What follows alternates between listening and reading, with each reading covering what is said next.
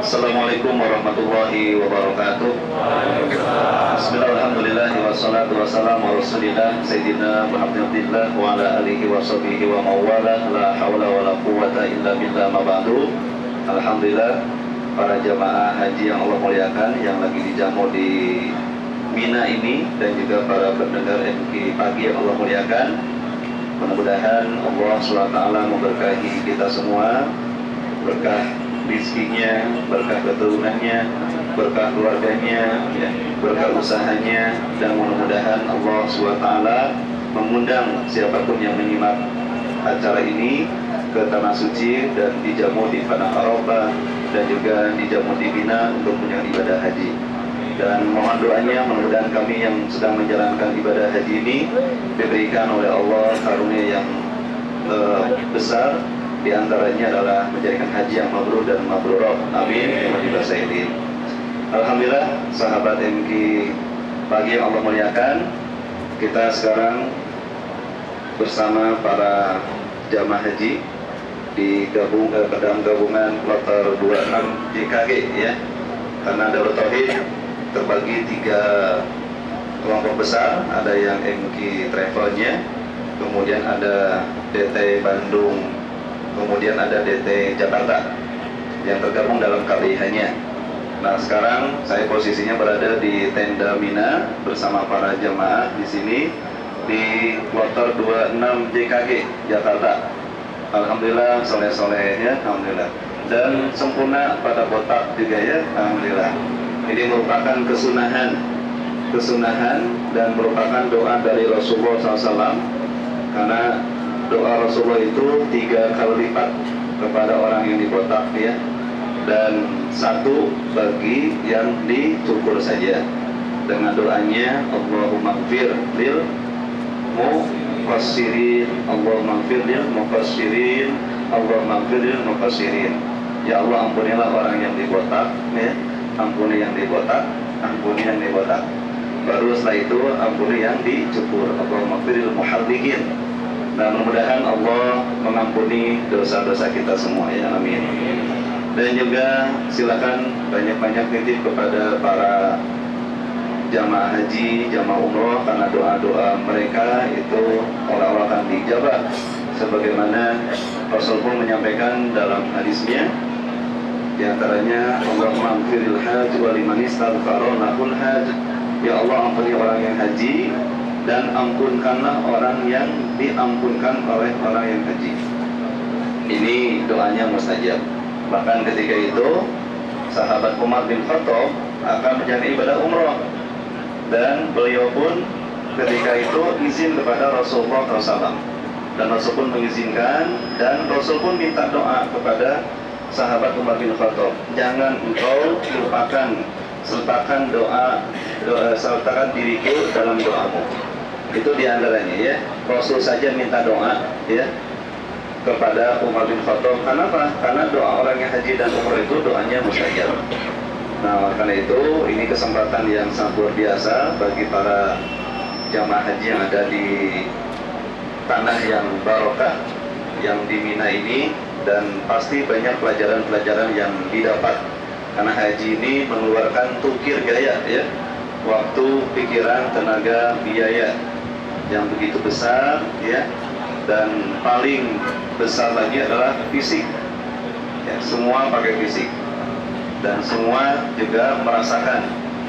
Dan di sini pun dijamu pun merasakan, ya, namanya jamuan Allah itu harus merasakan mana baik dan tidaknya, dan tentu jamuan Allah itu baik, cuman menyikapi orang itu beda-beda. Sama seperti hanya kita diundang oleh saudara kita ataupun teman kita, ketika diundang kemudian dijamu. Nah, dijamu pun ketika itu padahal jamuannya bagus, enak, tapi ada orang yang mengeluh dengan jamuan tersebut, ya. Ada juga yang wah, alhamdulillah luar biasa jamuannya. Dan juga ada yang mengkritik, ada yang ngomongin. Nah, inilah juga sama ketika orang yang diundang oleh Allah ke Tanah Suci, baik ketika di Masjidil Haram, di Arafah, di Muzdalifah, termasuk juga di Mina ini jamuan Allah semuanya. Tapi ada yang mensyukuri, ya, ada juga yang mengkufuri. ada yang sabar ya dengan kondisi apapun, karena kondisi saat ini tentu di Mina adalah termasuk cuacanya, cuaca yang panas, kemudian anginnya pun besar seperti yang kemarin kita lihat dan kita saksikan di media pada malam 9 ya, itu terjadi badai. Alhamdulillah kami diselamatkan oleh Allah SWT, dan semua pasti ada hikmahnya. Semua itu ciptaan Allah, angin ciptaan Allah, kita tidak bisa untuk menahan ciptaan Allah ya. Kalau terjadi kun fayakun, maka jadilah gitu ya. Nah kita pun sama. Jadi silakan nanti disikapi oleh para jamaah haji yang dijamu di sini, apakah mau mensyukuri atau mengkufuri gitu. La in syakartum la zidannakum. Jikalau kamu pandai bersyukur, Allah akan dapat kenikmatannya. Tapi wa in kafartum inna azabi lasyadid. Tapi jikalau kufur nikmat, itu hati-hati, itu azab Allah itu lasyadid. Itu sangat pedih, artinya berat. Nah mudah-mudahan semakin hari semakin kita bersama syukur ya. Nanti sepulang dari sini targetnya syukur terus, syukur, alhamdulillah. Dan tentu sabar juga harus kita tingkatkan, karena kita perhatikan di WC ya harus sabar ya. Kemudian di tenda pun tidur ya harus sabar juga ya. Dan apapun itu perlu kesabaran. Ya, baik jalan kaki perlu sabar juga, naik mobil, naik bis, dijemput sabar juga gitu. Jadi syukur sabar itu harus mencintai kita. Di dalam hadisnya Rasul menyampaikan, ajaban lil mu'min la yaqdillahu lahu qada'an. Jadi sungguh kagum bagi pribadi yang beriman, karena Allah mentakdirkan kepada kita sebagai hambanya pasti baik, gak ada yang jelek. In asabatus sarra syakar fakana khairan lah.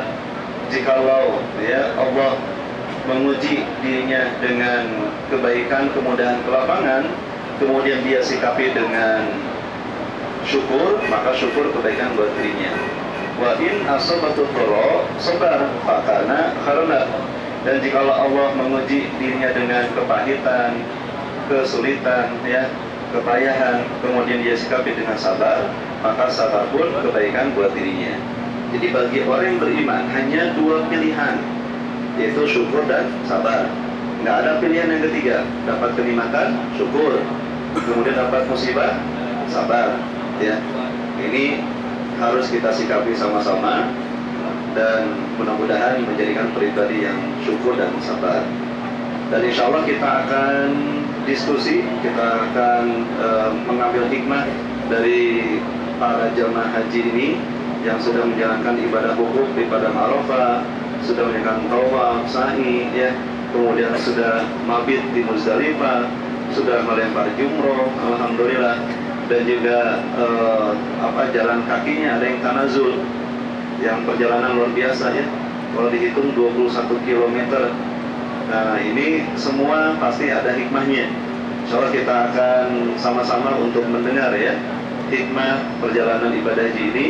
Di sini ada perwakilan daripada jamaah yang tergabung dalam kloter 26 JKG ya. Di sini ada kelompok 7 yang akan diwakili oleh Pak Bambang ya. Alhamdulillah sudah hadir juga semua di sini. Kemudian juga kelompok 8 ada Pak Edi ya. Pak Edi dan semua udah haji nih, panggilnya udah haji ya. Jangan dipanggil hajinya 2 kali aja, Pak Haji aja. Kalau hajinya 2 kali itu bahaya. Haji masih malas ngaji, haji masih pedit, nah karena hajinya 2 kali ya. Jadi 1, 3 itu boleh lah ya. Di sini kelompok 8 ada Pak Edi tadi, kelompok 9 ada Pak Dr. Imam ya, dan kelompok 10 ada Pak Haji Yudi. Kemudian dibantu dengan Pak Ando nih ya, yang selalu menemani dalam tanazul dan melempar jumroh, alhamdulillah. Dan alhamdulillah sudah pada berkah ya, mudah-mudahan diampuni dosa kesalahannya ya. Ya kita akan sapa dari kelompok 7 dulu nih, Pak Bang gimana? Ada hikmah yang disampaikan dalam perjalanan ibadah haji ini? Silakan Bang. Baik, terima kasih Pak Ustadz atas kesempatannya. Pertama-tama saya sampaikan terima kasih yang setinggi-tingginya kepada Pak Ustadz yang dengan sabar, dengan penuh istiqomah membimbing kami, yang selalu bertanya, padahal pada saat kami manasik haji sudah 12 kali sudah dijelaskan. Namun karena memang kami selalu sibuk dengan urusan duniawi, pada saat yang sudah dekat dengan ibadah yang kita mau jalani, selalu ada saja yang kita lupa, dan selalu saya bertanya kepada Pak Ustadz, dan Masya Allah Pak Ustadz dengan sabar, dengan penuh kesabaran yang tinggi mengulangi kembali, dan itu membuat kami sangat senang sekali bahwasanya haji ini memang seyogyanya adalah bisa merubah perilaku seseorang yang tadinya tidak baik menjadi lebih baik lagi. Dan tentunya dengan haji ini adalah hijrah dari yang tadinya kita tidak baik menjadi baik. Banyak hikmah yang saya pribadi dapatkan selama menjalani prosesi haji ini. Namun demikian saya sampaikan ada satu peristiwa di mana peristiwa tersebut adalah saat saya di Musdalifah. Jadi kronologisnya kurang lebih seperti ini. Jadi karena rombongan DT ini memang sudah terkenal bahwa kita selalu berjalan kaki dari mulai Arafah, kemudian Musdalifah, kemudian lempar jumroh, dan baru kembali ke Mina. Nah, pada saat jalan kita dengan semangat yang tinggi, dengan rombongan yang besar, karena tidak hanya dari rombongan Jakarta saja yang jumlahnya 161 orang, tapi juga ditambah dari rombongan DT Bandung yang jumlahnya kurang lebih 240 orang. Tambah lagi ada dari MK Travel. Jadi kalau dibayangkan, kami sudah merasa rombongan yang sangat besar saat mulai dari Maktab. Namun pada saat mendekati Musdalifah, Masya Allah, orang 4 juta baru kali ini dalam hidup saya pribadi di dalam melihat orang 4 juta orang demikian berkumpul di satu titik, di satu tempat yang namanya Musdalifah. Dan yang saya rasakan di Musdalifah, saya sampai merinding untuk membayangkannya. Semuanya menyatakan labbaik Allahumma labbaik. Semua menyeru keagungan Allah Subhanahu wa Ta'ala bahwa kami datang atas panggilanmu ya Allah, dan kami datang untuk mencari yang terbaik dalam hidup ini. Dan yang menjadi dramatisnya pada saat kurang lebih perjalanan memakan waktu 2 jam berjalan kaki, pada saat itu Agim di depan memerintahkan untuk istirahat sebentar karena untuk lebih fresh untuk bisa masuk ke Musdalifah bisa lebih awal. Kita berhenti 30 menit, namun 30 menit itu ternyata yang tadinya jalannya sudah cepat, begitu berhenti ada sebagian teman-teman calon jamaah haji itu mengalami kaget karena begitu berhenti, termasuk yang dialami oleh istri saya itu justru ngantuk kalau berhenti. Dan pada saat itu kejadian ada rekan dari jamaah DT Jakarta itu pingsan. Saya pikir yang namanya pingsan itu hanya sebentar, ternyata cukup makan waktu yang cukup lama. Dan setelah itu kejadiannya, karena istri saya ngantuk, saya putuskan untuk tetap berjalan. Namun Hakim sudah jalan 1 jam sebelumnya. Jadi saya hanya bilang sama rombongan belakang, kebetulan Pak Ustadz sebagai sweeper.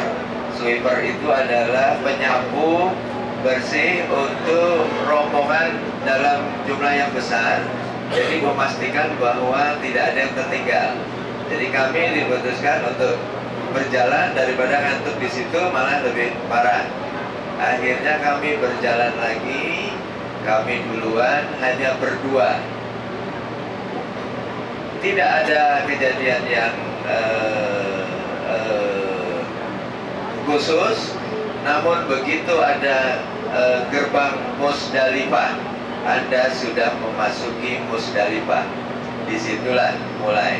Jadi dalam kajian-kajian, kalau sudah masuk Musdalifah, maka kita akan menjadi diri kita sendiri. Dan disitulah saya melihat bahwa apa yang kita kerjakan, kalau kita selama ini di dunia seperti apa, disitulah tercermin. Kalau boleh saya jujur, saya memang kalau dalam keseharian saya selalu dominan terhadap istri saya, bahwa istri saya harus ikut saya. Jadi saat itu saya bilang kita harus jalan terus, tapi istri saya sudah terlalu letih. Akhirnya saat itu yang terpikir oleh saya, ya saya harus memompa semangat. Dan terlihat sekali bahwa istri saya juga memikirkan diri sendiri, orang lain pun tidak henti-hentinya berjalan demikian banyak memikirkan diri sendiri. Sepanjang perjalanan di Musdalifah saya melihat banyak orang bertengkar hanya sekedar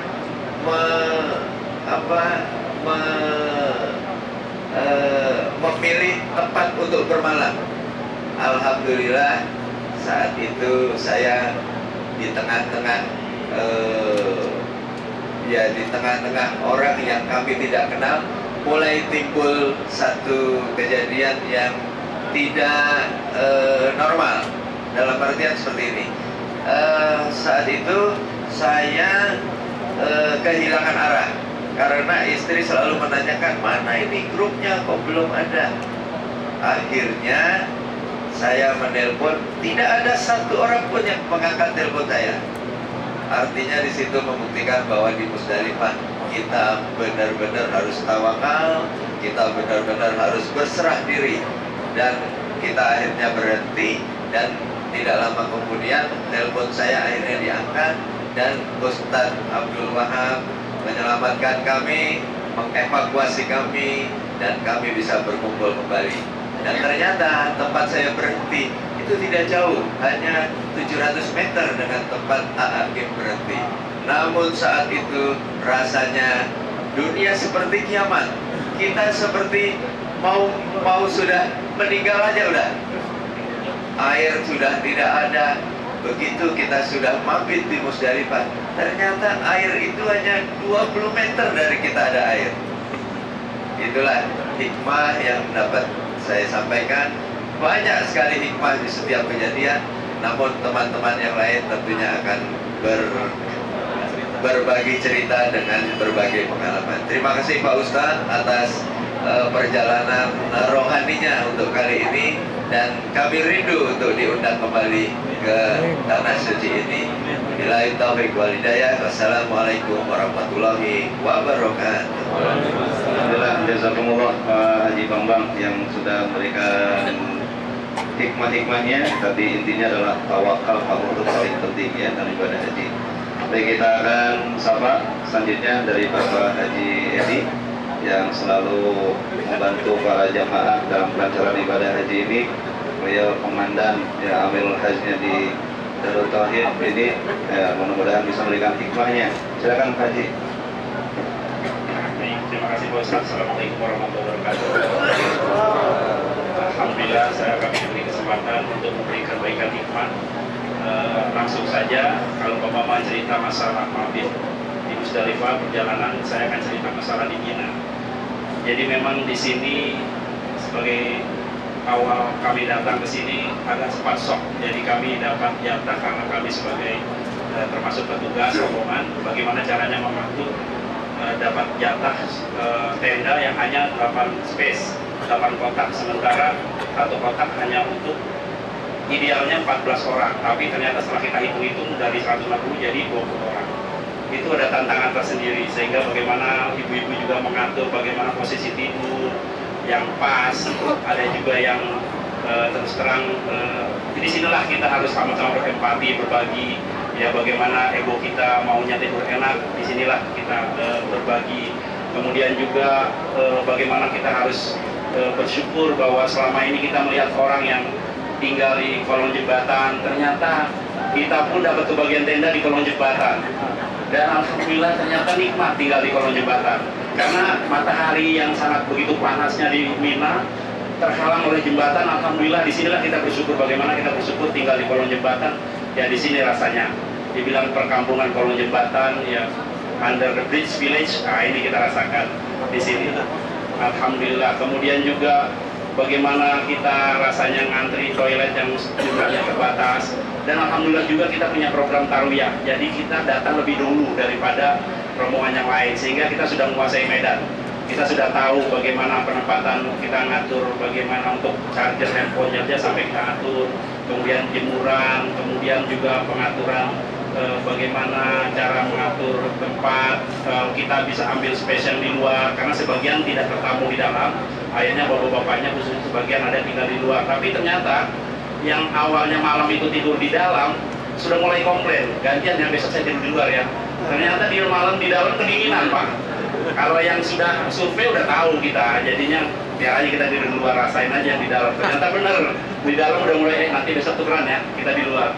Jadi bagaimana kita mensyukuri terhadap nikmat yang diajarkan Pak Ustadz dan khususnya asatidz dari Darut Tauhid, masalah HHR, hadapi, hayati, dan nikmati, benar-benar harus kita praktekkan.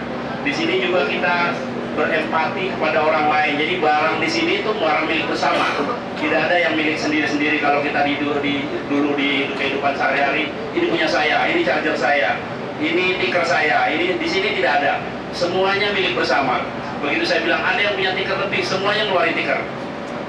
Ada yang punya colokan, semuanya ngeluarin colokan. Ada yang punya tali jemuran, semuanya ngeluarin tali jemuran sampai berlebih-lebih. Jadi kita di sini belajar bagaimana kita kebiasaan kita di sini nanti kita praktekkan di kembali ke Indonesia. Kalau orang butuh apa, kita duluan yang paling mengeluarkan ya. Orang butuh apa, kita duluan yang paling mengeluarkan. Kita harus bisa hikmah yang di sini kita ambil itu jangan kita lupakan, tapi kita bawa di sana. Demikian juga bagaimana kita tidak hanya mau mengatur. Yang paling susah itu adalah untuk bisa diatur, mengikuti. Kalau jadi pemimpin itu gampang. Jadi leader itu gampang, yang susah itu jadi follower. Jadi pemimpin yang baik adalah the good leader is a good follower. Pemimpin yang baik adalah pemimpin yang bisa jadi follower.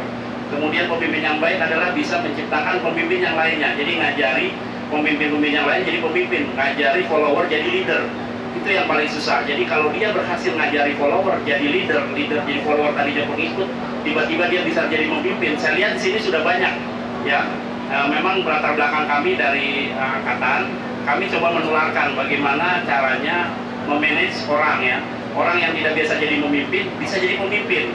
Bisa berinisiatif jadi pemimpin. Saya lihat sudah banyak sini yang tadinya tidak bisa, diam-diam tiba-tiba punya inisiatif yang luar biasa, subhanallah, dan melebihi kami sendiri. Jadi alhamdulillah pelajaran-pelajaran ini Ustaz kita bisa ambil. Semoga bapak-bapak ini semua bisa, khususnya bapak-bapak bisa jadi pemimpin yang baik di rumah tangganya masing-masing. Ibu-ibu bisa jadi follower yang baik buat bapak-bapaknya.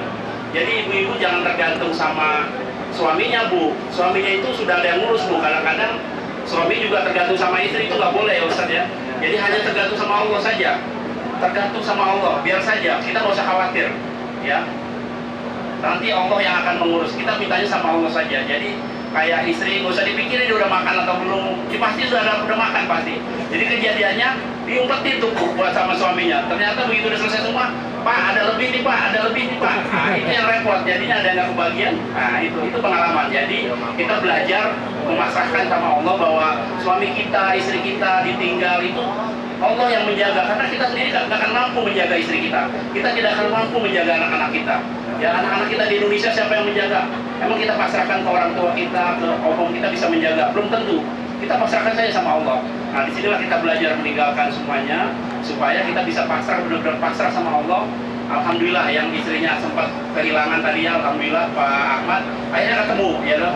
Kemarin ada yang lapor ke saya, Pak kakak saya hilang. waduh gawat ini hilang, kok bisa hilang ya? Paling di belakang saya bilang gitu. Alhamdulillah ketemu juga. Nah, semuanya ketemu insya Allah. Kalau kita sudah pasrah, nanti ketemu. Saya kira itu beberapa hikmah yang dari saya, Pak Ustadz. Alhamdulillah mungkin yang lain bisa berbagi cerita. Terima kasih. Assalamualaikum warahmatullahi wabarakatuh. Waalaikumsalam warahmatullahi wabarakatuh. Luar biasa banyak hikmah yang kami dapat. Ini mudah-mudahan jadi pelajaran buat semua yang mendengarkan ini ya. Insya Allah kita akan lanjutkan cerita hikmah haji ini. Kalau jadi pembuka yang teorinya tidak mau haji jadi haji, yang ternyata misalkan menunda hajinya pengen segera ya, yang beli apa dulu nih ya, haji dulu ya, karena hukumnya wajib haji itu. Beli mobil nggak ada hukumnya, haji itu ada hukumnya wajib. Kita akan lanjutkan ke Dr. Imam yang selalu menemani kalau ada jemaah yang sakit, alhamdulillah dibantu oleh beliau ya, dan beliau pun alumni haji 2005-2006 ya. Alhamdulillah, silakan Dr. Assalamualaikum warahmatullahi wabarakatuh.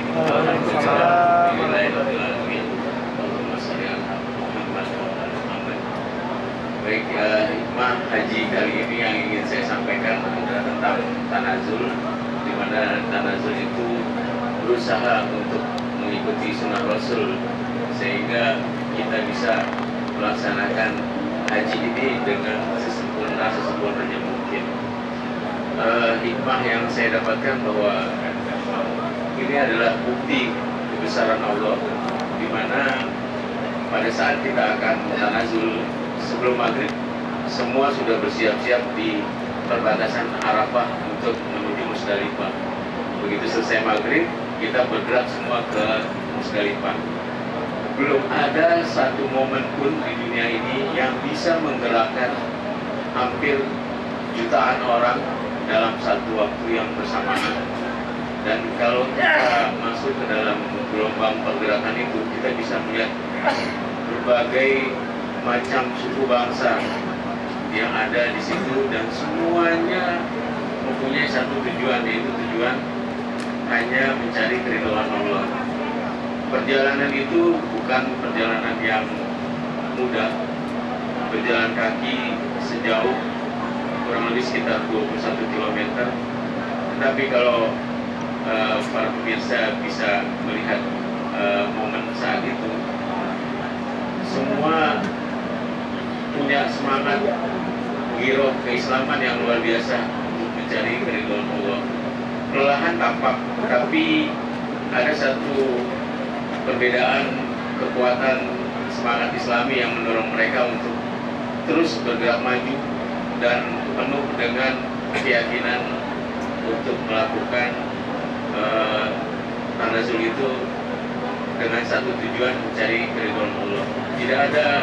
Tidak ada tujuan lain selain mencari keridhaan Allah. Dan itu kalau dipikirkan di tanah air, mungkin perjalanan 21 km tanpa kekuatan keimanan yang luar biasa, tidak akan mungkin. Dan satu lagi yang diperhatikan, usia. Tidak hanya yang muda, tetapi yang tua pun, yang pakai tongkat, yang berjalannya pincang-pincang. Alhamdulillah, dengan kekuatan keyakinan kepada Allah, mereka semua bisa sampai ke Musdalifah, bahkan sampai ke Mina untuk melontar jumroh pada pagi harinya. Mungkin itu bukti kebesaran Allah dan kebenaran ajaran Rasulullah. Belum ada di dunia ini satu pergerakan momen jamaah yang begitu besar di dalam agama apapun selain Islam. Saya pribadi belum pernah menemukan hal seperti itu. Mungkin itu yang bisa saya sampaikan. Wassalamualaikum warahmatullahi wabarakatuh. Waalaikumsalam warahmatullahi wabarakatuh. Alhamdulillah, jazakumullah. Kalau kita lanjutkan nih ke sahabat kita Pak Haji Yudi ini, dan satu kamar dengan saya ya, alhamdulillah. Mungkin ada cerita Pak, saya ngolok dari mana dari mana?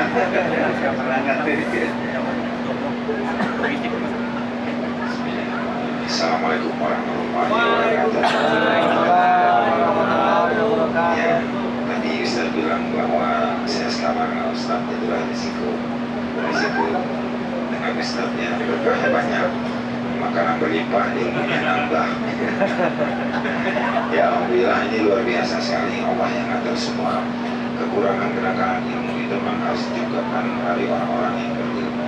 Dan alhamdulillah syukur sekali banyak manfaat ilmu-ilmu yang digali, yang sebenarnya masih banyak yang tersimpan dari ustaz yang akan kita terima. Insyaallah setelah ini akan ikut lanjut dengan kajian-kajian yang lebih menerapkan.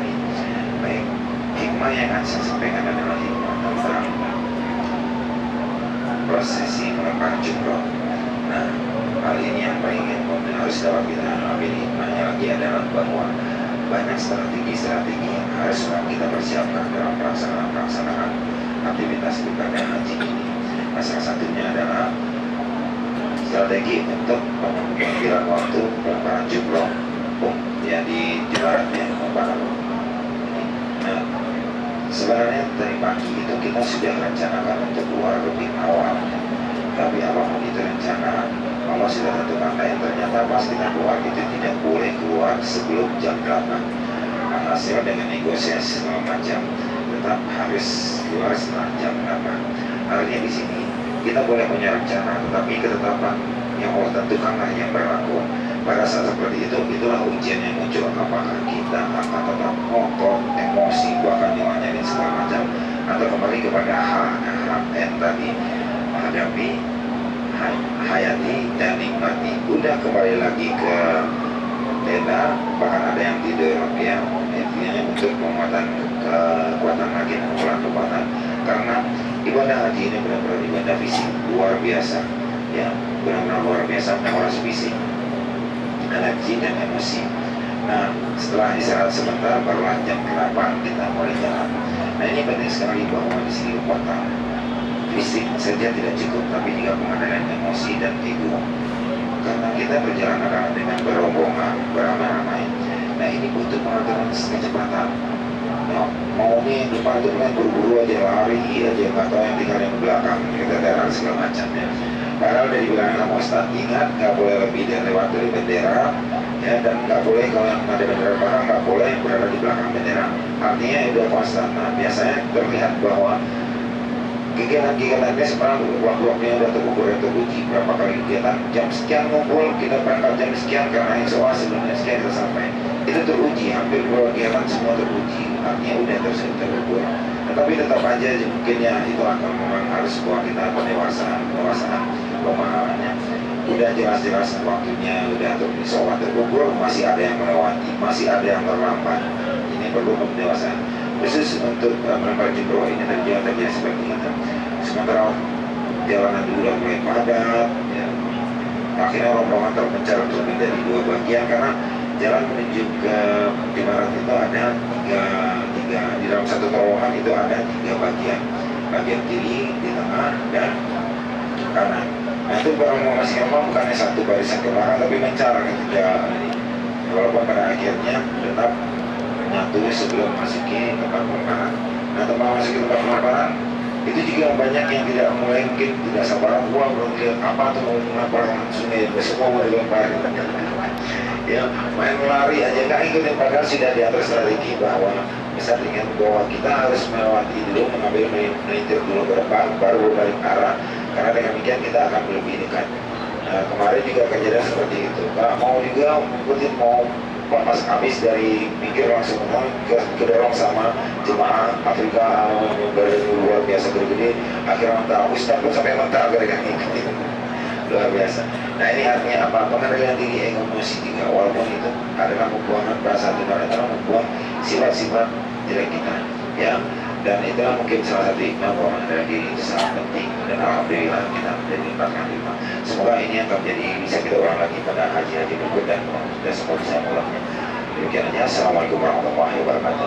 Waalaikumsalam warahmatullahi wabarakatuh. Baik, itulah hikmah dalam berjalan melempar jumroh. Semua ada strateginya, ya, apapun. Insya Allah kita akan lanjutkan ke sahabat kita yang menemani haji ini. Ada Pak Haji Ando yang sudah ada di samping saya. Silakan Pak Haji, ada yang sampaikan. Bismillahirrahmanirrahim. Jazakallah khairan. Terutama yang mencuri ilmunya itu dengan mendampingi Ustaz. Ada kesempatan tanya, saya tanya. Mungkin ada teman yang melihat dikit-dikit gitu. Ya udah, mudahan teman bisa meniru style saya. Untuk hikmah yang bisa saya bagi pada kesempatan kali ini, mungkin yang saat kami di Arafah itu, kalau untuk menjelaskan apa yang kami rasakan, mungkin kepada pemirsa harus datang dulu ke sini supaya bisa tahu rasanya. Karena untuk menjelaskan perasaan ini susah dengan kata-kata, ya harus dirasain sendiri. Tapi nggak apa-apa, apa yang saya rasakan itu secara menggambarkannya seperti ini. Kalau kita makan permen mint gitu, kan biasanya di kerongkongan kita itu terasa kayak plong gitu, kayak segar. Nah, pas di Arafah itu, di saat suhu di luar terik sekali, mungkin sekitar 40 derajat ke atas, dan di dalam tenda juga sudah seperti sauna, itu perasaan dalam dada, alhamdulillah, ya seperti plong itulah, gimana rasanya itu, segar-segar dingin di dalam dada. Padahal keringat mengucur di sela-sela kain ihram kami. Saya lihat sekitar ada yang ngambil es nutup kepala, berulang-ulang lagi ngambil es tutup ke pundak, ada yang buka kain ihramnya biar nggak kepanasan. Istri saya pun nanya, nggak gerah. Saya jawab lagi dengan ilmu dari Ustaz, ya, hayati, hadapi, hayati dan nikmati. Benar, alhamdulillah, walaupun saya sekalipun tidak pernah ambil es, saya nikmati bagaimana keringat keluar dari badan. Dan alhamdulillah juga jadi jarang ke toilet, padahal biasanya di Indonesia sering ke toilet. Mungkin itu yang bisa, mungkin sedikit lagi tambahan. Sebelumnya saya juga pernah bertanya kepada Ustaz, selama manasik haji banyak tempat kita untuk berdoa. Saya takut kehabisan doa, Ustaz. Itu kita di Arafah waktu sekitar 6 jam, saya merasa kekurangan waktu untuk berdoa. Karena dengan zikir yang sebelumnya yang udah dipandu, terus baca doa yang di buku, masih kurang saya merasakan itu. Ternyata waktu terlalu cepat di Arafah. Mudah-mudahan kami semua dan jamaah semua, pemirsa juga bisa diundang Allah ke tanah haram Baitullah. Amin ya rabbal alamin. Terima kasih Ustaz. Assalamualaikum warahmatullahi wabarakatuh. Waalaikumsalam warahmatullahi wabarakatuh. Alhamdulillah, terima kasih atas hikmah-hikmahnya dan masukannya. Mudah-mudahan ini jadi jalan kebaikan buat para pendengar yang di pagi Allah muliakan, dan mudah-mudahan semua oleh Allah diundang ke tanah suci, ya. Dan mudah-mudahan para jamaah haji ini menjadikan haji yang mabrur dan mabruroh. Itu target kita semuanya, dan tidak ada yang lain hanya menggapai ridha Allah SWT.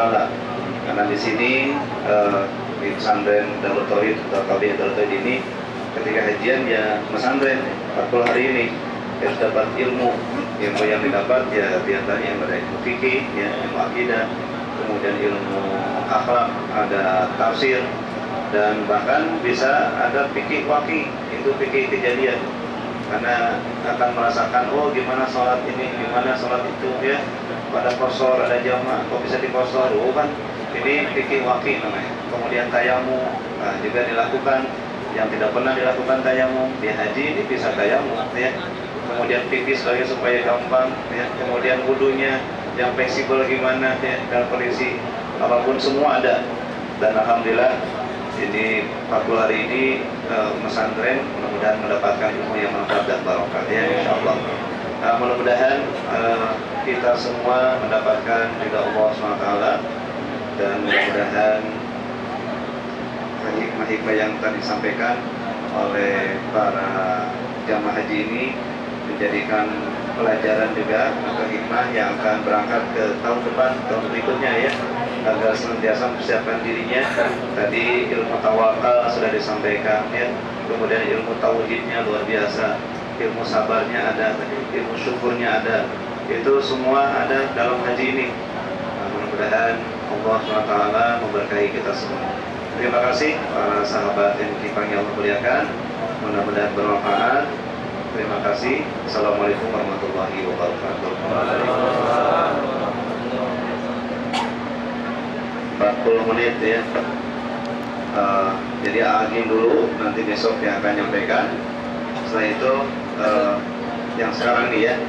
Jadi bisa disimak di